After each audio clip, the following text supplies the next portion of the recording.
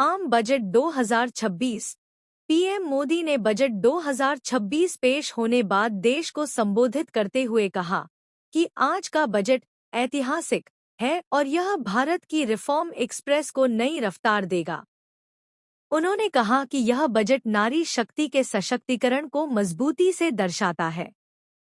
PM Modi ने वित्त मंत्री निर्मला सीतारमण की सराहना करते हुए कहा कि एक महिला वित्त मंत्री के रूप में उन्होंने लगातार 9वीं बार बजट पेश कर नया रिकॉर्ड बनाया है।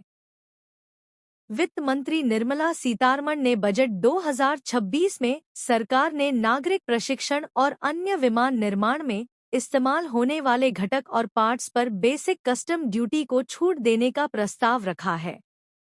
इसके अलावा वित्त मंत्री निर्मला सीतारमण ने बजट 2026 में एक और बड़ी खुशखबरी दी है। विदेश यात्रा और पढ़ाई पर टैक्स में राहत दी है। विदेश यात्रा करने वालों के लिए खुशखबरी है। वित्त मंत्री निर्मला सीतारमण ने घोषणा की कि विदेशी टूर पैकेज पर टैक्स (TCS) को 5% से 20% से घटाकर 2% कर दिया गया है और अब कोई न्यूनतम राशि की शर्त नहीं होगी। इसके साथ ही सरल इनकम टैक्स फॉर्म्स जल्द ही अधिसूचित किए जाएंगे।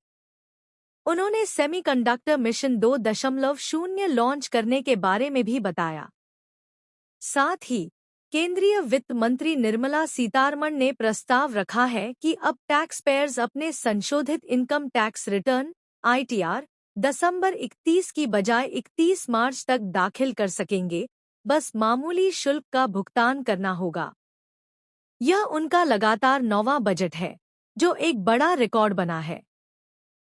देश की पहली महिला वित्त मंत्री के तौर पर उन्होंने इतिहास रचा है। लॉजिस्टिक्स की लागत कम होगी।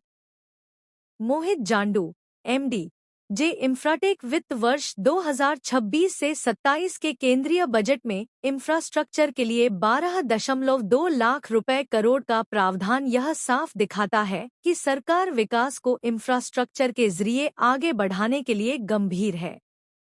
पूंजीगत व्यय की यह बड़ी राशि लंबे समय के लिए एक स्पष्ट आर्थिक दिशा देती है, जिससे लॉजिस्टिक्स की लागत कम होगी और कामकाज की उत्पादकता बढ़ेगी। साथ हाई स्पीड रेल कॉरिडोर और उत्तर पूर्व बुद्ध सर्किट जैसी योजनाएं यह बताती हैं कि सरकार समावेशी और मल्टी मॉडल कनेक्टिविटी पर खास ध्यान दे रही है। वहीं इंफ्रास्ट्रक्चर रिस्क गारंटी फंड एक अहम सुधार है। यह निर्माण के दौरान होने वाले जोखिमों को कम करता है।